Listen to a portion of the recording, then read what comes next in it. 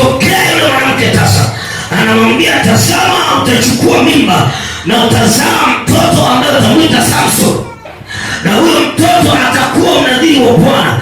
Anaanza kumtamkia maneno ya kumpa maagizo kwa Bwana. Usitumie kileo. Bwana Yesu sasa anamwambia mwanamke kabla ya kupata taibu mwenyewe, usitumie. Bwana Yesu asifiwe. Alafu anampa maelekezo baada ya kupata huyo mtoto, asinyoe mbele zake. Anasema wewe usipite kichwani. Okay. Bwana Yesu asifiwe. Unaona, malaika anamwambia maagizo au maneno kabla na baada ya kusema mtoto. Bwana Yesu asifiwe.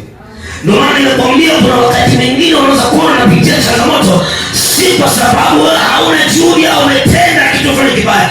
Kumbe kabla ya kuzaliwa kwako watu walikulaani, na baada ya kuzaliwa kwa mtoto mchanga watu walikulaani. Kila laana hiyo leo itavunjika kwa jina la Yesu. Laana yoyote ya adui iliyotamkiwa kwenye maisha yako leo ikatike kwa damu ya Yesu. Leo ivunjike kwa damu ya Yesu. Leo ikuachie kwa damu ya Yesu.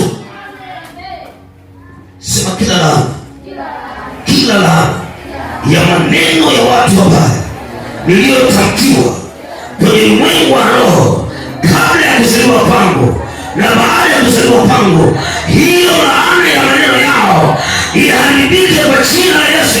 Iharibike kwa jina la Yesu. Laana ya maneno mabaya iharibike. Haleluya. Haleluya. Sijui kama umeelewa sawa sawa mtoto. Ninakuelezea tena usisitiza.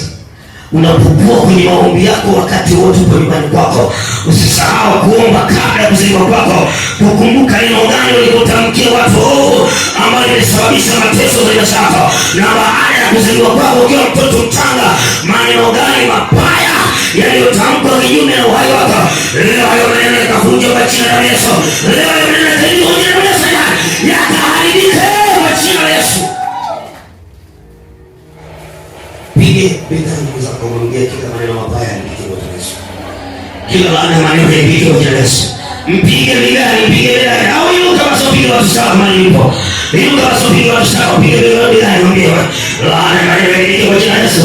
Hiyo laana ya maneno mabaya ikaharibike kwa jina la Yesu. Mwambie Mungu. Shika kinyonge.